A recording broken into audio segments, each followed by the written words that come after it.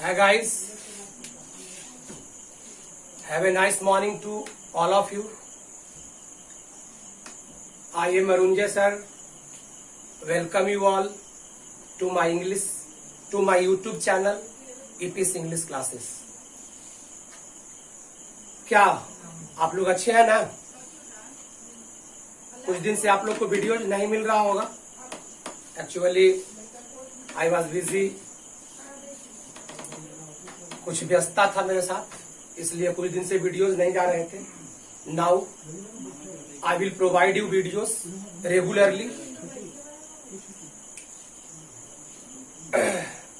Now in your previous video I was teaching you the poem sweetest love I do not book.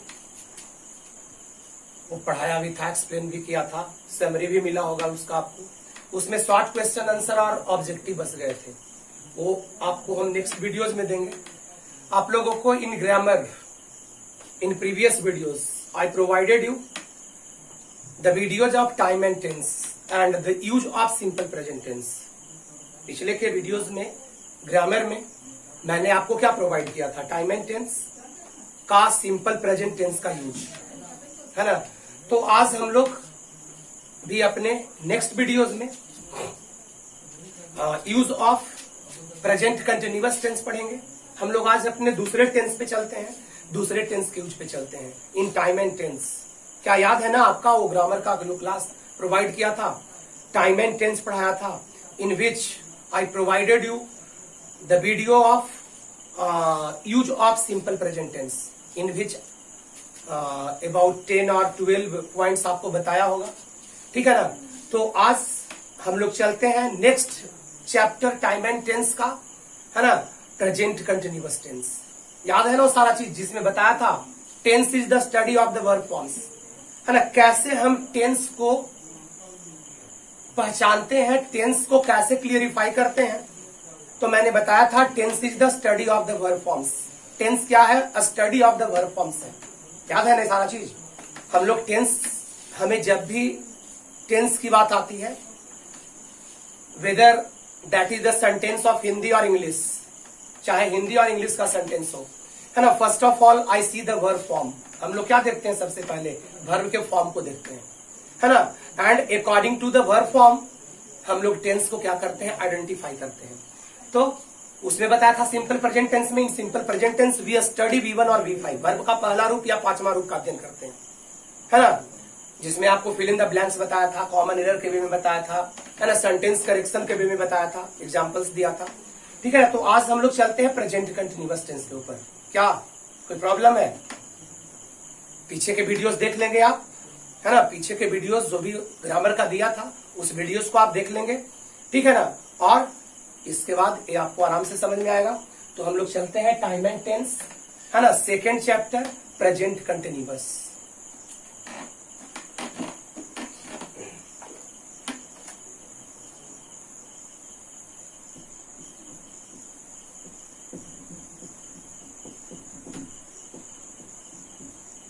Right? Present continuous. It is also known as present imperfect.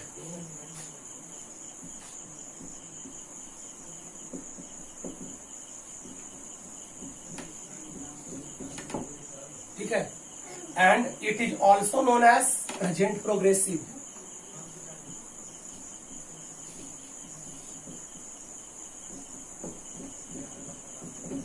Present progressive. Present continuous को ही present imperfect के नाम से भी जानते हैं, present imperfect या present progressive के नाम से भी जानते हैं. ठीक है ना. Present continuous is also known as present progressive और प्रेजेंट इम्परफेक्ट. ठीक. इसका हिंदी होता है अपूर्ण वर्तमान. प्रेजेंट कंटिन्यूअस का मतलब अपूर्ण वर्तमान होता है ना. देखो अपूर्ण वर्तमान क्यों कहते हैं इसे?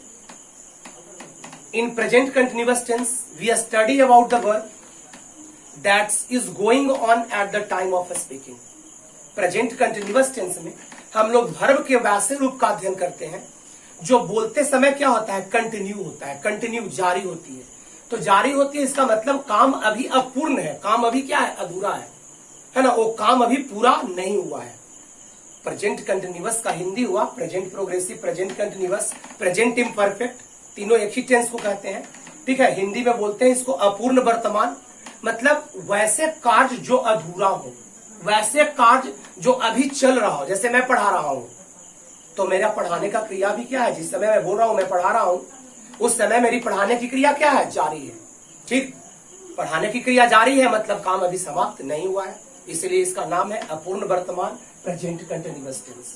ठीक है, बात समझ में आया। An action going on at the time of speaking is called an action of present continuous tense. ठीक है, बात समझ में आया। समझे, क्रिया का वैसा रूप जिससे काम को बोलते समय जारी रहने की बोध होती है, that is known as present continuous tense. Right, getting, समझ में आ रही है बात। इन टेंस क्या करते हैं, स्टडी करते हैं वर्ब फॉर्म का, है ना। सिंपल प्रेजेंट टेंस आपको पीछे बता चुका हूं, प्रेजेंट कंटिन्यूअस टेंस पे चल रहा हूं।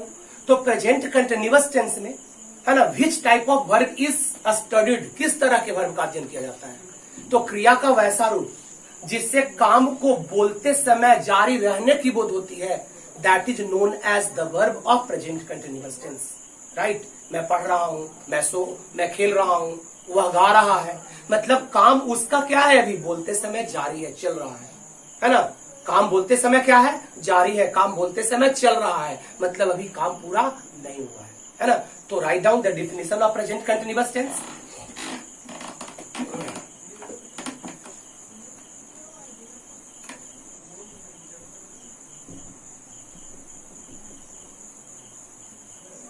ठीक है, definition of present continuous tense, an action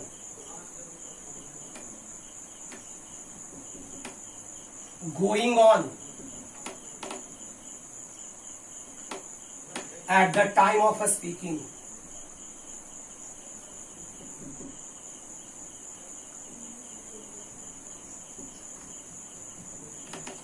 an action going on at the time of speaking। ठीक है, वैसे क्रिया जो बोलते समय क्या है, जारी है। वैसे क्रिया जो बोलते समय जारी है, क्या कहलाएगा वैसा क्रिया, प्रेजेंट कंटिन्यूअस टेंस का क्रिया कहलाएगा। बात समझ में आया। प्रेजेंट कंटिन्यूअस टेंस का मतलब tense is the study of the verb forms. तो in present continuous tense we study about the verb that is going on at the time of speaking. वैसे कार्य जो बोलते समय जारी हो उसे क्या कहते हैं, प्रेजेंट कंटिन्यूअस टेंस का क्रिया कहते हैं। राइट, बात समझ में आया। हिंदी में पढ़ रहा हूं, हम लोग खेल रहे हैं, वह गा रहा है, वह सो रहा है, मैं खड़ा हूं, काम क्या है, अभी जारी है, काम अभी चल रहा है। वह बैठा है, वर्क इज गोइंग ऑन, काम क्या है, जारी है। तो वैसे क्रिया को कहते हैं प्रेजेंट कंटिन्यूअस टेंस। ठीक है ना। तो चूंकि हमें तो पढ़ना है वी यूज, मतलब fill in the blank, sentence correction, है ना, और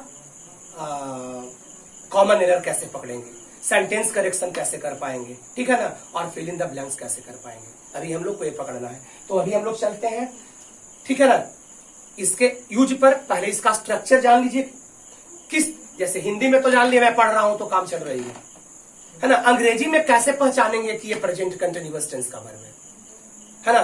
तो वर्ब से पकड़ेंगे, तो किस तरह के वर्ब से पढ़ेंगे, इसकी क्या स्ट्रक्चर होगी, क्या बनावट होगी प्रेजेंट कंटिन्यूअस टेंस का, ठीक है ना। तो आइए स्ट्रक्चर देख लीजिए।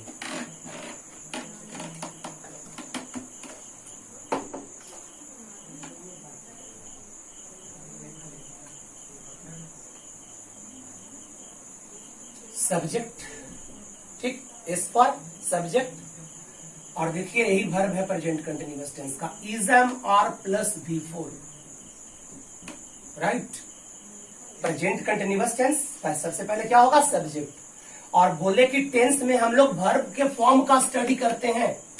इन tense what we study about the verb forms, हम लोग वर्ब के फॉर्म के बारे में अध्ययन करते हैं। तो in present continuous tense which type of verb is studied, present continuous tense में किस तरह के वर्ब का अध्ययन करते हैं, तो be studied about is am are plus before. Right, समझ में आ रही है बात। सिंपल प्रेजेंट टेंस में बताया था कि V1 और V5 का स्टडी करते हैं, V1 और V5 जैसे ही आएगा तो हम समझ जाएंगे कि वो सिंपल प्रेजेंट टेंस का वर्ब है। In present continuous tense we study about EZM R plus V4, है ना। What is present continuous? EZM R plus V4। What is simple present? V1 या V5। टेंस जब भी आप पढ़ो, है ना, whenever you are studying tense, है ना, तो आप वर्ब फॉर्म को अपने दिमाग में रख लो, और वर्ब फॉर्म जब दिमाग में चला जाएगा, है ना, तो आपको टेंस बिल्कुल क्लियर हो जाएगा। तो in present continuous tense we studied about EZM R plus V4। इसके बाद क्या आएगा? Object complement. O for object, C for complement, object, S for subject, O for object, C for complement, right. तो present continuous tense में हम लोग verb का कैसे फॉर्म का अध्ययन करते हैं? EZM R plus V4 का अध्ययन करते हैं, राइट। गेटिंग? कोई प्रॉब्लम? तो अब हम लोग पढ़ेंगे EZM R plus V4 का प्रयोग कहां कहां किया जाएगा, है ना। जैसे उसमें पढ़ा था in previous video, in time and tense, in simple present tense V1 और V5 का प्रयोग कहां कहां करते हैं, याद कर लियो ना, बहुत सारा 10-12 पॉइंट बताया था उसने, है ना। तो अब इसमें पढ़ना है EZM R plus V4 का प्रयोग कहां कहां करते हैं, ठीक। प्रेजेंट कंटिन्यूअस टेंस का मतलब समझ में आई ना? क्या? EZM R plus V4। Simple present tense का मतलब V1 या V5, और प्रेजेंट कंटिन्यूअस टेंस का मतलब EZM R plus V4। समझ में आया? EZM R plus V4 का मतलब work is going on at the time of speaking. Definition क्या दिया? N action going on at the time of speaking. जो काम बोलते समय क्या होता रहता है, चलता रहता है, वो कहलाता है प्रेजेंट कंटिन्यूअस टेंस, ठीक है ना। तो EZM R plus V4 का मतलब क्या होता है? काम चल रहा है बोलते समय, है ना। In present continuous tense we study about EZM R plus V4, right. Any problem? No. तो आइए अब हम लोग देखते हैं EZM R plus V4 का यूज कब कब करेंगे, कहां कहां करेंगे, कैसे कैसे वाक्य में करेंगे। गेटिंग? ठीक है, तो आइए नोट डाउन। ठीक है, तो चलते हैं use of present continuous tense के ऊपर। प्रेजेंट कंटिन्यूअस टेंस का मतलब क्या हुआ? EZM R plus V4। मतलब EZM R plus V4 का प्रयोग हम लोग कब कब करेंगे, कहां कहां करेंगे, कैसे कैसे वाक्य में करेंगे, हम लोग इसको यूज पर चल रहे हैं, ठीक है। EZM R present continuous tense का मतलब EZM R plus V4। तो EZM R plus V4 का प्रयोग किस किस तरह के वाक्य में किए जाएंगे, ठीक है ना। तो इसके प्रयोग पे हम लोग चल रहे हैं, ठीक। कोई दिक्कत? आइए देखिए, ध्यान दीजिएगा, फर्स्ट पॉइंट पे चलते हैं। तो पहला पॉइंट यही कहता है कि जब कोई काम बोलते समय जारी हो तो वैसे वाक्य में हम प्रेजेंट कंटिन्यूअस टेंस के वर्ब का प्रयोग करते हैं, राइट। जब कोई काम बोलते समय जारी हो तो वैसे वाक्य में हम प्रेजेंट कंटिन्यूअस टेंस का वर्ब का प्रयोग करते हैं। आइए फर्स्ट पॉइंट बनाइए।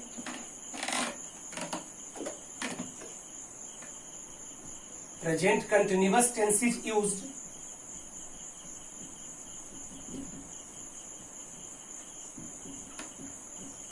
present continuous tense is used for the action going on at the time of speaking.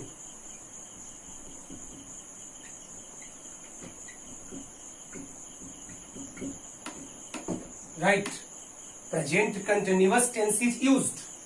Present continuous tense का प्रयोग किया जाता है फॉर द एक्शन, वैसे कार्य के लिए, गोइंग ऑन। गोइंग ऑन का मतलब क्या होता है? जो जारी रहता है ना। कब जारी रहता है? Eight the time of speaking, बोलते समय, राइट। जब कोई काम बोलते समय जारी रहता है तो वहां पे हम वर्ब किसका यूज करेंगे? प्रेजेंट कंटिन्यूअस टेंस का। प्रेजेंट कंटिन्यूअस टेंस का मतलब क्या हुआ? EZM R plus V4। Present continuous tense का मतलब क्या हुआ? EZM R plus V4। तो जब भी कोई काम बोलते समय जारी रहेगा वैसे वाक्य में आप EZM R plus V4 का प्रयोग करोगे। समझ गए? बात समझ में आई? समझ में आई ना? अब कैसे पता चलेगा? How will you find out the work is going on at the time of speaking? आपको कैसे पता कर पाएंगे कि काम बोलते समय चल रहा है? क्योंकि हम लोग यूज पढ़ने जा रहे हैं, फिल इन द ब्लैंक्स, है ना। हिंदी नहीं पढ़ने जा रहे हैं, ट्रांसलेशन इसमें हम लोग नहीं पढ़ा रहे हैं, हम लोग ट्रांसलेशन पढ़ेंगे आगे, ठीक है। अभी हम लोग यूज पढ़ने जा रहे हैं टाइम एंड टेंस में। We see time and use verb. हम लोग टाइम को देखते हैं और वर्ब का प्रयोग करते हैं, है ना। हम लोग क्या पढ़ रहे हैं? Time and tense. तो टाइम एंड टेंस में बताए थे ना पिछले में, बहुत सारा पॉइंट्स बताए थे कि जब ऐसा टाइम लगा रहेगा तो इस तरह के वर्ब का प्रयोग करना। तो इसमें भी टाइम से फाइंड आउट करेंगे कि काम बोलते समय चल रहा है या नहीं चल रहा है। तो क्या टाइम से फाइंड करेंगे कि काम बोलते समय चल रहा है या नहीं चल रहा है। ऐसे वाक्य में नाउ लगा रहता है, नाउ, NOW, नाउ, अभी, ठीक है। दिस टाइम लगा रहेगा, एट द मोमेंट लगा रहेगा, एट प्रेजेंट लगा रहेगा, ठीक है। दिस मॉर्निंग लगा रहेगा, दिस इवनिंग लगा रहेगा। तो समझ जाना कि काम बोलते समय क्या है, जारी है, ठीक है ना। और वैसे वाक्य में आप प्रेजेंट कंटिन्यूअस टेंस के वर्ब का प्रयोग करना, राइट। बात समझ में आया। इन इंग्लिश कैसे फाइंड आउट करेंगे कि इसमें हम प्रेजेंट कंटिन्यूअस टेंस का वर्ब का प्रयोग करें, है ना। तो टाइम से पता कर पाएंगे हम।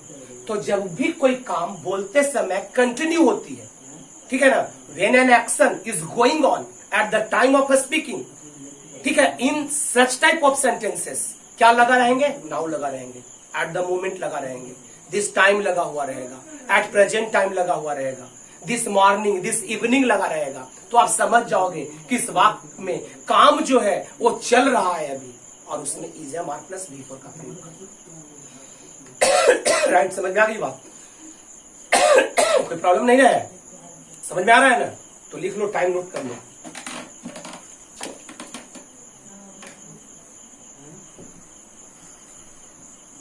Now, this time, at the moment,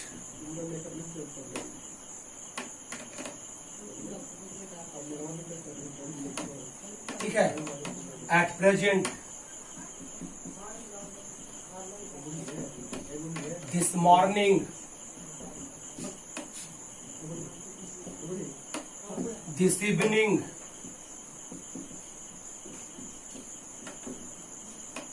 ठीक है, etc। अगर इस तरह के टाइम आप फाइंड आउट करते हो अगर किसी वाक्य में, तो उस वाक्य में जब भी यूज करना तो प्रेजेंट कंटिन्यूअस टेंस का वर्ब का प्रयोग करना, मतलब इज एम आर प्लस बी4 का प्रयोग करना, ठीक है ना। प्रेजेंट कंटिन्यूअस का मतलब क्या हुआ, इज एम आर प्लस बी4, इज एम आर प्लस बी4, ठीक है ना। इज एम आर प्लस बी4 को ही क्या कहते हैं, प्रेजेंट कंटिन्यूअस टेंस। तो जब भी कोई काम बोलते समय जारी रहेगा, वैसे वाक्य में टाइम क्या लगा रहेगा, नाउ, अब, अभी, ठीक है ना। दिस टाइम, इस समय, एट द मोमेंट, इस क्षण या इस पल, एट प्रेजेंट, वर्तमान समय में, दिस मॉर्निंग, है ना, आज की सुबह, दिस इवनिंग, आज की शाम। और ऐसा जब भी टाइम लगा रहे तो उस वाक्य में आप क्या यूज करोगे, इज एम आर प्लस बी4 का प्रयोग करोगे, राइट। कोई प्रॉब्लम नहीं ना है। आइए देखते हैं हम लोग एग्जाम्पल से इसको, ठीक है ना। एग्जाम्पल देखिए, इसको देख लीजिए।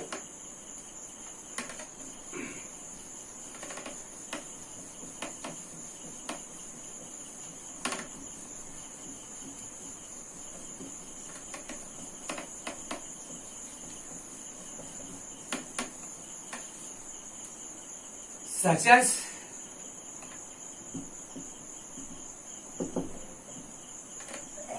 ठीक है, देखिए ध्यान दीजिएगा, मिस्टर झा, खाली जगह, इंग्लिश नाउ, ठीक। एग्जाम्पल है, फिल इन द ब्लैंक्स। आपके एग्जाम में क्या आएगा, fill in the blanks with the correct verb form. आपके एग्जाम में ही ना होता है fill in the blanks with correct verb form. तो आइए, मिस्टर झा, ब्लैंक्स है, इंग्लिश नाउ, ठीक। ऑप्शन है,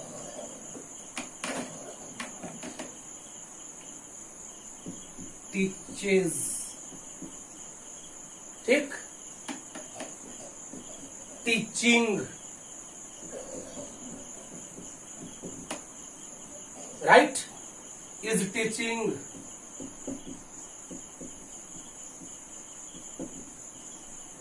ठीक, has doubt,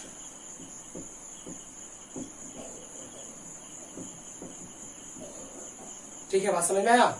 mister Jha exam में रहेंगे, fill in the blanks with correct verb form. Example है कि जो कोई काम अगर बोलते समय जारी है तो उसमें प्रेजेंट कंटिन्यूअस टेंस के वर्ब का प्रयोग करेंगे। इसका एग्जाम्पल है मिस्टर झा, खाली जगह, इंग्लिश नाउ। ऑप्शन दिया हुआ है teaches, teaching, is teaching, has doubt. समझ में आया। तो देख लो भाई, क्या लगा हुआ है, नाउ लगा हुआ है ना। क्या लगा हुआ है, नाउ। तो नाउ लगा हुआ है तो वैसे वाक्य में हम इज एम आर प्लस बी4 का प्रयोग करेंगे। अब देखो क्या होता है ना, बहुत सारा प्रॉब्लम, बहुत सारा बच्चा क्या देखता है, tense is the study of the verb form, है ना। प्रेजेंट कंटिन्यूअस टेंस में काम बोलते समय जारी रहता है, बोलते समय जारी रहने का मतलब V4। बच्चा लोग क्या करता है, V4 समझ आता है, रीजन मार्क को छोड़ देता है। प्रेजेंट कंटिन्यूअस का मतलब ही हुआ वर्ब फॉर्म, इसमें वर्ब दो आया ना, एक helping verb, reason mark helping verb, और V4 मेन वर्ब, तो दोनों वर्ब रहेगा वहां पे। ऐसा नहीं कि खाली ING लगा करके हम वर्ब को डाल देंगे, टीचिंग सिर्फ रख देंगे, है ना। इजएमआर प्लस V4 वहां पे आंसर होगा, राइट। बात समझ में आया ना। ऐसा नहीं कि टीचिंग रख देना और इजएमआर को छोड़ देना, इसमें ऑप्शन है टीचिंग, तो बहुत सारा बच्चा मार देता है टीचिंग, देखता है नाउ तो सोचता है प्रेजेंट कंटिन्यूअस। प्रेजेंट कंटिन्यूअस का मतलब वर्ब में ING, तो वर्ब में सिर्फ ING करके डाल देता है, बी ऑप्शन में मार दीजिएगा, ठीक। लेकिन इसका आंसर राइट क्या होगा, इज टीचिंग ना, क्योंकि प्रेजेंट कंटिन्यूअस टेंस में we study about is am are plus V4, सिर्फ V4 का स्टडी नहीं करते हैं, इजएमआर प्लस V4 वर्ब का स्टडी करते हैं। इसलिए हमारा राइट आंसर कौन है, इज टीचिंग ना, तो हमारा आंसर हो जाएगा C। टीचर्स तो होगा नहीं, क्योंकि वाक्य में नाउ लगा हुआ है, सिंपल प्रेजेंट टेंस का वर्ब हो गया ना, हैश्ड आउट भी नहीं लगेगा, प्रेजेंट परफेक्ट टेंस का वर्ब है। चूंकि नाउ लगा हुआ है तो जब लगेगा तो इजएमआर प्लस V4 लगेगा, तो आपका आंसर इजएमआर प्लस V4 देख लीजिए, यहाँ पे C ऑप्शन में है आपका। इसका आंसर क्या हो जाएगा, इज टीचिंग हो जाएगा। कोई प्रॉब्लम समझ में आया ये बात ना। और एक एग्जांपल देख लीजिए,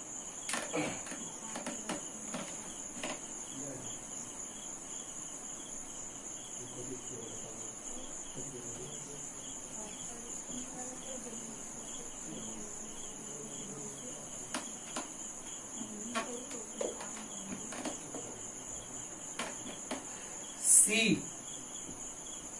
blanks a Nobel, ठीक है, this time see a Nobel this time, ठीक है।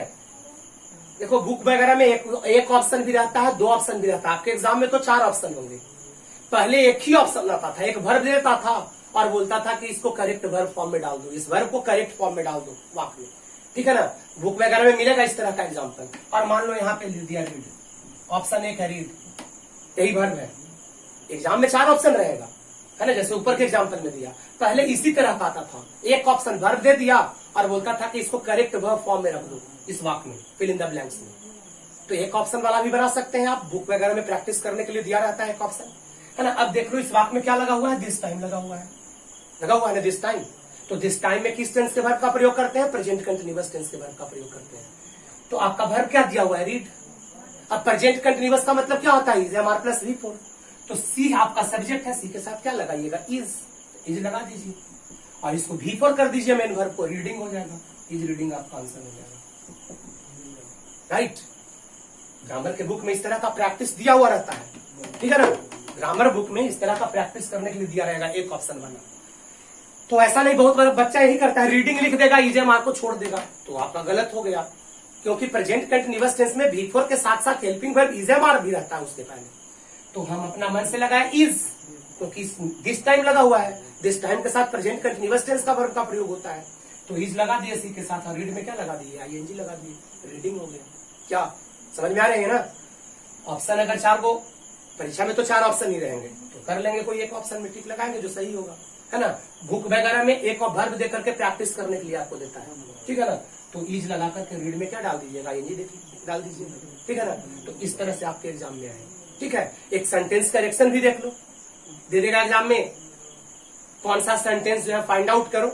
इसमें से 4 सेंटेंस रहेगा, चारों में से कौन सा सेंटेंस सही है इस वाक्य में दिया हुआ है, ठीक। तो एक सेंटेंस करेक्शन से एग्जाम्पल देख लीजिए।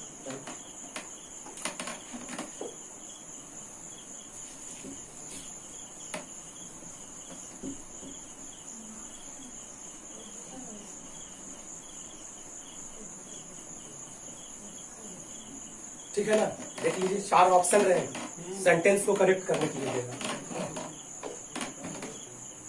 Sentence correction,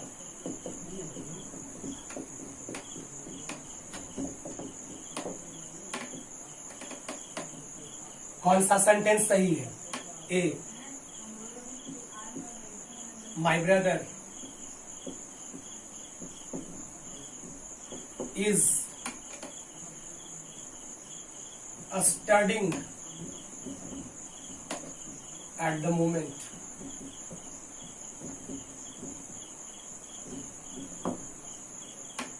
B my brother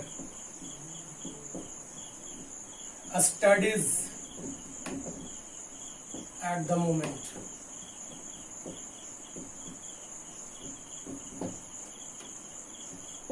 My brother studying at the moment।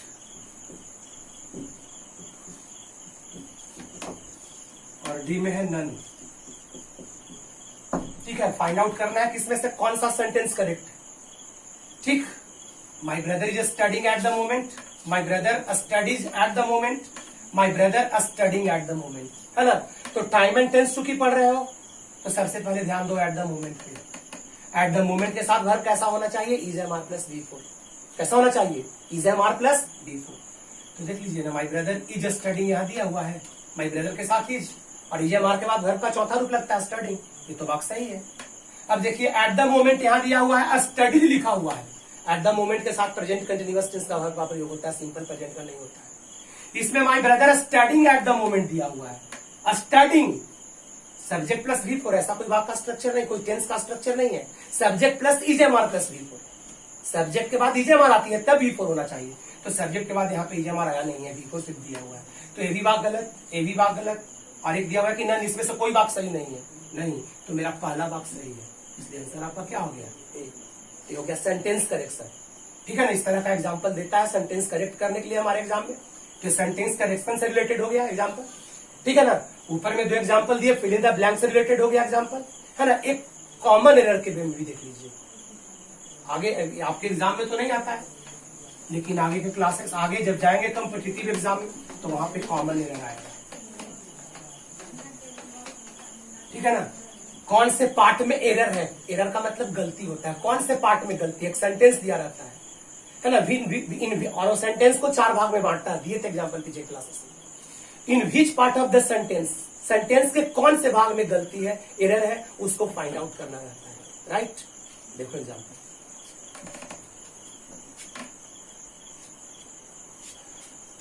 My friend,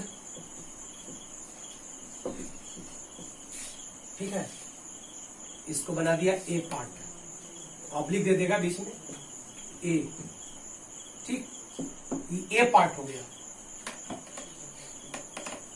my friend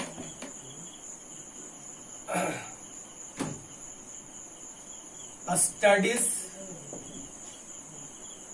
इसको बी पार्ट कर दिया, ऑब्लिक यहां पे दे दिया, इसको बी पार्ट कर दिया। ठीक है, माई फ्रेंड स्टडीज संस्कृत, ठीक है,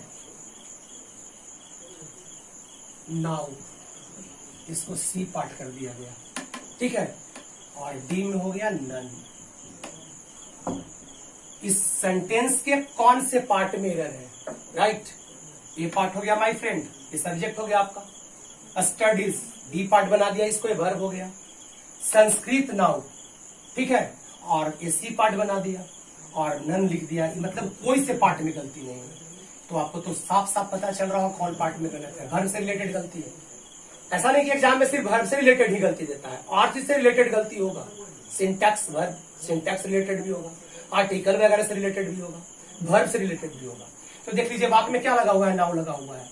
कैसा वर्ब का प्रयोग होना चाहिए, is am are plus V four, लेकिन कैसा वर्ब दिया हुआ है, बी फाइव। तो ये बी पार्ट आपका गलत है, यहाँ पे होना चाहिए कौची, इज स्टडिंग, और दिया क्या हुआ है वर्ब स्टडीज। क्यों, क्योंकि वाक्य में टाइम क्या लगा हुआ है, नाउ, और नाउ के साथ कौन से टेंस के वर्ब का प्रयोग करते हैं, तो प्रेजेंट कंटिन्यूअस। ठीक है, तो आपका आंसर बी हो गया, मतलब बी पार्ट में गलत है, इतना ही लिख देना होता है आपको एग्जाम में। आंसर क्या हो गया, बी। ठीक है, तो कॉमन एरर हो गया। ऊपर के एग्जाम्पल्स जो दिए वो फिल इन द ब्लैंक्स था, राइट, और उसके बाद वाला दिए सेंटेंस करेक्शन। आपके एग्जाम में सेंटेंस करेक्शन होता है, फिल इन द ब्लैंक्स होता है। तो कोई प्रॉब्लम हुआ इसमें कहीं ना, समझ में आ रही है ना बात, ठीक है ना। और बहुत सारे लड़के कमेंट किए थे सर वीडियो नहीं डाल रहे हैं, नहीं कर रहे हैं, है ना, तो कुछ प्रॉब्लम था, बिजी थे हम, है ना, इसके कारण वीडियोस नहीं डाले जा रहे थे। ठीक है, आई will provide you video now regularly, अब मैं आपको वीडियो रेगुलरली प्रोवाइड करूंगा, ठीक है ना, कोई प्रॉब्लम नहीं होगी। ठीक है, और एक बात और, चैनल सब्सक्राइब जरूर कर दीजिएगा, ठीक है, चैनल को सब्सक्राइब करना मत भूलिएगा, चैनल सब्सक्राइब कीजिए ठीक है ना, वीडियो को शेयर भी करेंगे, है ना, लाइक भी करेंगे वीडियो को, ठीक है, और कमेंट भी देंगे, क्या परेशानी है, क्या प्रॉब्लम है, कैसी पढ़ाई चल रही है ना, इसके लिए कमेंट भी लिखेंगे, ठीक। और one more notice I am going to give you very soon. I am going to start the class of 11 का क्लास भी ऑनलाइन माध्यम से मैं स्टार्ट करने जा रहा हूं। थोड़ा सा वेट करें, एक आध वीक, और आफ्टर ए वीक 12 क्लास के साथ साथ 11 के वीडियो भी प्रोवाइड किए जाएंगे, क्योंकि अभी सीबीएसई बोर्ड का तो रिजल्ट नहीं हुआ है 10 का, है ना, उसके लिए तो वेट करना पड़ेगा हम लोगों को अभी और 1-1.5 महीना। लेकिन बिहार बोर्ड का रिजल्ट हो चुका है, ठीक है ना। तो बिहार बोर्ड का स्टूडेंट्स, ठीक है ना, फर्स्ट ऑफ ऑल मैं उन सारे बिहार बोर्ड के स्टूडेंट्स को, ठीक है, उनके परीक्षा को पास करने के लिए बधाई देता हूं, ठीक है। और साथ साथ मेरे चैनल से जुड़े, after a week I will provide you online teaching. और मैं वो सारे 12th के स्टूडेंट से रिक्वेस्ट करता हूं कि जो भी आपके पास पड़ोस नेबरहुड वगैरह में 11th के स्टूडेंट्स होंगे उनको इन्फॉर्म कर देंगे, है ना, उनको बता देंगे कि मेरा जो ईपीसी इंग्लिश चैनल है, उस ईपीसी इंग्लिश चैनल पर 11th का क्लास भी प्रोवाइड किया जाएगा, ठीक है। जो भी आपके भाई बहन होंगे, जो भी पास किए होंगे, वो सारे स्टूडेंट्स जो 12 में पढ़ते हैं, और वो सारे स्टूडेंट्स जो मेरे यहां से 12 पास कर गए हैं, ठीक है, उन सारे स्टूडेंट्स से I would like to request you all that inform those students who have passed the class 10 from Bihar secondary examination board. वो सारे विद्यार्थी को इन्फॉर्म कर दो, सूचित कर दो कि ईपीसी इंग्लिश क्लासेस के चैनल पर 11th का क्लास भी बहुत जल्द स्टार्ट होने जा रहा है, ठीक है ना। सब आप लोग ईपीसी इंग्लिश चैनल से कनेक्ट हो जाइए, जुड़ जाइए, ठीक है ना, और आपको वीडियो आपको भी रेगुलरली प्रोवाइड किया जाएगा, ठीक है। मैं उसका तैयारी भी कर रहा हूं। Actually for 11th I was not trying to provide videos now because I was waiting for the result of CBSE, है ना, because so many students of CBSE after passing class 10, है ना, they take admission in Bihar secondary, मतलब Bihar board से परीक्षा 11th और 12th में आ जाते हैं, ठीक है ना। तो मैं उसी लिए वेट कर रहा था कि वो लोग भी अगर पास आउट हो जाएंगे तो मैं उसके बाद वीडियो प्रोवाइड करूंगा। लेकिन अभी मैं बेसिक इंग्लिश जो होगा वो बिहार सेकेंडरी एग्जाम बोर्ड से पास करने वाले स्टूडेंट्स के लिए मैं प्रोवाइड करूंगा, ठीक है ना। 1 सप्ताह और वेट कर लीजिए, और 1 सप्ताह के बाद वीडियो प्रोवाइड करूंगा। So I request all of the students of 12 who is studying in my institution, who are studying from my YouTube channel EPC English classes, they inform the students of class 11th that you will get video very soon from YouTube channel EPC English classes, right? तो इसको note down कीजिए और next point पे चलते हैं, अगले point पे चलते हैं, ठीक है। तो पॉइंट नंबर 2 पे चलते हैं। Use two present continuous tense is used to express future program. पहला पॉइंट बताए, work going on at the time of speaking. काम अगर बोलते समय चल रहा है तो वहां पे हम लोग इजेमार प्लस बी4 का प्रयोग करेंगे। और कहां करेंगे इजेमार प्लस बी4 का प्रयोग, तो सुन लीजिए, ध्यान दीजिएगा। इजेमार प्लस बी4 का प्रयोग फ्यूचर प्रोग्राम एक्सप्रेस करने के लिए भी करते हैं। बोलेगा सर तो ये तो फ्यूचर प्रोग्राम आपने previous video simple present tense के यूज में भी बताया था कि सिंपल प्रेजेंट टेंस से भी फ्यूचर प्रोग्राम एक्सप्रेस करते हैं। The PM comes tomorrow, he goes to Patna next day, है ना, ही कम्स टू नाइट, सही बात है। लेकिन आप प्रेजेंट कंटिन्यूअस टेंस से भी आप फ्यूचर प्रोग्राम एक्सप्रेस कर सकते हो भाई। द पीएम कम्स टुमारो, प्रधानमंत्री कल आएंगे। अगर बोलते हो the PM is coming tomorrow, प्रधानमंत्री कल आ रहे हैं, it is also showing future program, ये भी फ्यूचर प्रोग्राम शो कर रहा है। तो प्रेजेंट कंटिन्यूअस टेंस का प्रयोग भी फ्यूचर प्रोग्राम को एक्सप्रेस करने के लिए किया जाता है, राइट? बात समझ में आया? प्रेजेंट कंटिन्यूअस टेंस का प्रयोग फ्यूचर प्रोग्राम एक्सप्रेस करने के लिए करते हैं। तो बोलेगा सर अगर मान लीजिए ऑप्शन में सिंपल प्रेजेंट टेंस का वर्ब रहेगा तो करेंगे, प्रेजेंट कंटिन्यूअस का रहेगा तो भी करेंगे, ठीक है? बात समझ में आया? ऑप्शन पे डिपेंड रहना पड़ेगा। अगर ऑप्शन में सिंपल प्रेजेंट टेंस होगा तो फ्यूचर प्रोग्राम वाला में सिंपल प्रेजेंट टेंस का वर्ब का प्रयोग करेंगे। अगर ऑप्शन में इजएमआर प्लस V4 रहेगा तो प्रेजेंट कंटिन्यूअस हो गया, हम इजएमआर प्लस V4 का प्रयोग भी करेंगे। बोलेगा सर जब दोनों ऑप्शन रहेगा तो दोनों रहेगा तो आपको तो बताए हैं, दोनों ऑप्शन में जब पहला ऑप्शन पर जो रहेगा वो आंसर लगाएंगे। अगर बोथ दे देगा, सिंपल प्रेजेंट टेंस का भी वर्ब और प्रेजेंट कंटिन्यूअस टेंस का वर्ब, और बोथ रहेगा ऑप्शन में तो बोथ हो जाएगा आंसर। तो इसमें टाइम कैसे पहचानेंगे कि वाक्य फ्यूचर प्रोग्राम एक्सप्रेस कर रहा है, तो आपको बताया थे प्रीवियस वीडियो में कि फ्यूचर का टाइम लगा रहेगा, नोट कर लीजिए।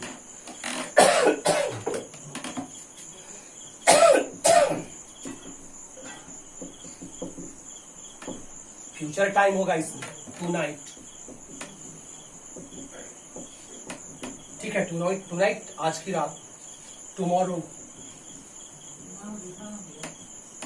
आने वाला कल, next day, next month,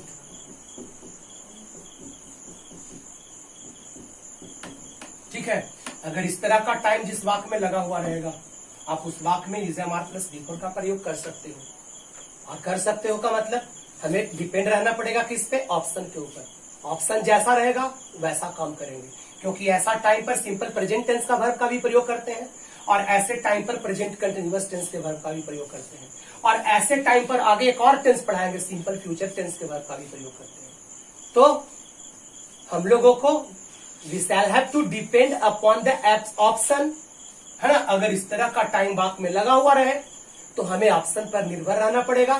simple present का वर्ब होगा वो भी आंसर होगा, प्रेजेंट कंटिन्यूअस का वर्ब होगा वो भी आंसर होगा, ठीक है। अगर बोथ दिया रहेगा तो भी आंसर होगा, और अगर दोनों ऑप्शन दिया रहेगा और बोथ नहीं दिया रहेगा तो जो पहला ऑप्शन पर जो वर्ब होगा उस वही हमारा आंसर होगा, ठीक है। बात समझ में आया ना। तो आइए इसका एग्जांपल देख लीजिए।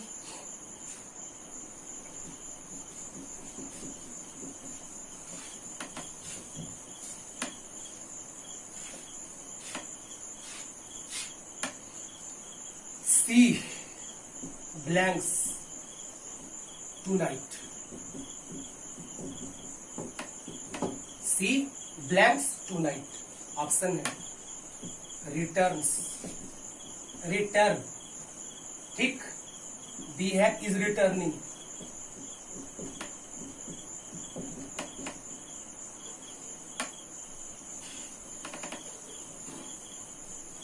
सी है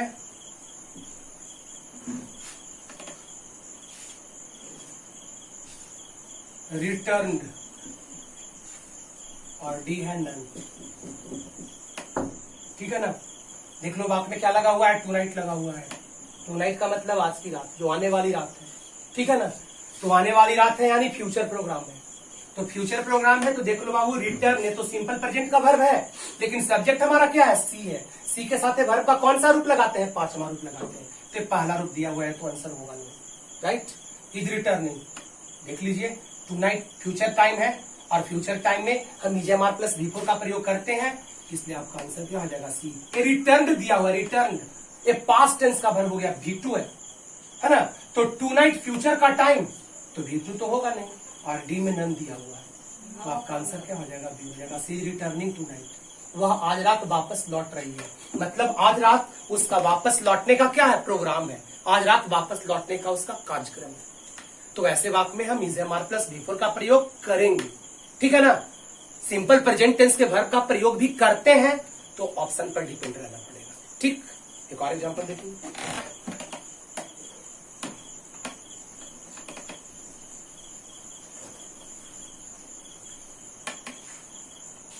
राहुल, ठीक, blanks for Delhi tomorrow. Rahul blanks for Delhi tomorrow.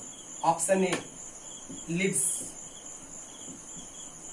Option B is living,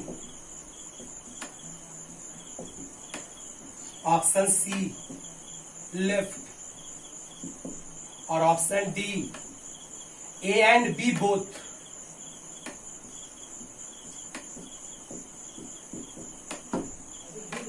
ठीक है, राहुल खाली जगह फॉर दिल्ली टुमारो, राहुल कल दिल्ली के लिए, और ऑप्शन में लीव है, लीव फॉर मतलब प्रस्थान करना होता है, ठीक है ना। तो टुमारो फ्यूचर का टाइम दिया हुआ है, तो देख लो बाबू यहाँ पे लीव से एक वर्ब दिया हुआ है जो सिंपल प्रेजेंट टेंस का वर्ब है, तो फ्यूचर टाइम के साथ सिंपल प्रेजेंट टेंस का वर्ब का प्रयोग होता है, तो ये भी आंसर सही है। अभी मैंने बताया कि फ्यूचर टाइम के साथ प्रेजेंट कंटिन्यूअस टेंस का वर्ब का प्रयोग होता है, तो इज लिविंग भी दिया हुआ है, तो ये भी आंसर आपका सही होगा। सी में दिया हुआ है लेफ्ट, ये पास्ट टेंस का वर्ब हो गया है, नहीं होगा आंसर, क्योंकि टाइम फ्यूचर का है, वर्ब पास्ट का है, इसलिए नहीं होगा। तो देख लीजिए ए एंड बी बोथ दिया हुआ है, मतलब ए भी आंसर होगा और बी भी आंसर होगा, तो आपका आंसर डी होगा। Rahul is living for Delhi tomorrow, Rahul कल दिल्ली के लिए प्रस्थान कर रहा है, मतलब कल प्रस्थान कर रहा है, मतलब उसका कार्यक्रम है कल दिल्ली के लिए प्रस्थान करने का। Rahul leaves for Delhi tomorrow, Rahul कल दिल्ली के लिए प्रस्थान करेगा, ये उसका फ्यूचर प्रोग्राम है, तो आपका दोनों आंसर सही है, इसलिए आपका आंसर क्या हो जाएगा, डी हो जाएगा। A and B both answer होगा, ए भी आंसर होगा, बी भी आंसर होगा। समझ में आई बात? एक और देख लीजिए,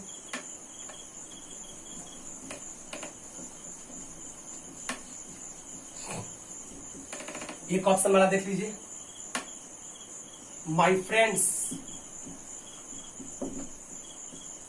blanks to Mumbai next week, ठीक है। ऑप्शन क्या है, गो, एक ऑप्शन दिया हुआ है, इस वर्ब को करेक्ट फॉर्म में डालना है। माई फ्रेंड्स खाली जगह टू मुंबई नेक्स्ट वीक, ठीक है ना। अब ध्यान दीजिएगा, मेरे दोस्त लोग अगले सप्ताह मुंबई जाएंगे, या मेरे दोस्त लोग अगले सप्ताह मुंबई जा रहे हैं, यही होगा आंसर, क्योंकि नेक्स्ट वीक लगा हुआ है, तो फ्यूचर का टाइम है, फ्यूचर का टाइम है, तो सिंपल प्रेजेंट टेंस का वर्ब भी फ्यूचर के टाइम के साथ यूज करते हैं, और प्रेजेंट कंटिन्यूअस का वर्ब यूज करते हैं। अब चूंकि मेरे पास एक ही ऑप्शन दिया हुआ है कि इस वर्ब को करेक्ट फॉर्म में रख दो यहाँ पे, तो माई फ्रेंड्स के साथ अगर सिंपल प्रेजेंट टेंस का वर्ब का प्रयोग करते हो तो प्लूरल सब्जेक्ट हो गया फ्रेंड्स, प्लूरल सब्जेक्ट के साथ भी1 का प्रयोग होता है। तब कोई अगर आंसर दे दिया गो, तो उसका भी ये मार्क्स सही है। My friends go to Mumbai next week, मेरे दोस्त लोग अगले सप्ताह मुंबई जाएंगे। अगर कोई इसका आंसर आर गोइंग भी अगर लिख दिया, जैसे फ्रेंड्स प्रेजेंट कंटिन्यूअस टेंस का प्रयोग होगा फ्यूचर टाइम के साथ, तो माई फ्रेंड्स के साथ क्या लगेगा, आर, और गो में क्या लगाना पड़ेगा, आईएनजी, आर। तो गो भी आंसर सही है और गोइंग भी आंसर सही है। ऐसा कब, जब एक ऑप्शन दिया रहेगा तब। तो परीक्षा में तो एक ऑप्शन होगा नहीं, 4 ऑप्शन होगा, प्रैक्टिस में रहेगा ऐसा, बुक में रहेगा ऐसा, तो ऐसा रहेगा तो कोई बच्चा का अगर आंसर गो होगा उसका भी सही होगा, और कोई बच्चा का आंसर आर गोइंग होगा तो भी सही होगा। मुझे समझ में आई बात, फिल इन द ब्लैंक समझ में आया? हाँ, सेंटेंस करेक्शन भी जिस तरह से पहला पॉइंट में एग्जांपल दिए वो समझ लेना है, कॉमन एरर भी बताया तो समझ लीजिए। तो इस तरह से मैंने आपको 2 पॉइंट्स बताया प्रेजेंट कंटिन्यूअस टेंस में, ठीक है ना, फ्यूचर प्रोग्राम, भविष्य का कार्यक्रम, और work going on at the time of speaking, और सारे पॉइंट्स है इसमें, ठीक है। तो और सारे पॉइंट्स है तो आपको अगले वीडियोज में प्रोवाइड करेंगे, ठीक है। नेक्स्ट वीडियो में आपको और सारे पॉइंट्स दिए जाएंगे इसके, ठीक है ना। और अब वीडियो आपको रेगुलर मिलेगा, परेशान होने की जरूरत नहीं है, बता चुकी कुछ समस्या था इसलिए वीडियोस प्रोवाइड नहीं किए जा रहे थे। Now videos will be provided regularly, ठीक है। और टाइम एंड टेंस का जो पहला क्लास दिया था, मतलब 4 वीडियोस में दिए थे टाइम एंड टेंस का सिंपल प्रेजेंट टेंस का यूज, उसको ध्यान से देख लेंगे और आगे चलेंगे, प्रेजेंट कंटिन्यूअस टेंस का प्रयोग देख लेंगे, ठीक है। और बाकी का जो वीडियोस होगा वो आपको आगे जाएंगे, ठीक है ना। और 11th के स्टूडेंट्स को इन्फॉर्म जरूर करेंगे कि बहुत जल्द 11th का क्लास भी ऑनलाइन के माध्यम से और अरुंजा सर के द्वारा ईपीएस इंग्लिश क्लासेस चैनल पर यूट्यूब पर प्रोवाइड किए जाएंगे, ठीक है ना। ये सूचना जरूर दे देंगे, आप आपके पास पड़ोस में होंगे, आपके भाई बहन होंगे, है ना, जिन्हें 11th का क्लास करना होगा, ठीक है, उन्हें इन्फॉर्म जरूर कर देंगे, ठीक है। And one more thing, you will subscribe the channel EPS English classes. You will also like the video and you will also share the videos so that most of the students they get the benefit of my teaching, right? तो आज के लिए बस इतना ही, next videos में फिर मिलते हैं, bye, see you soon in the next video, thank you.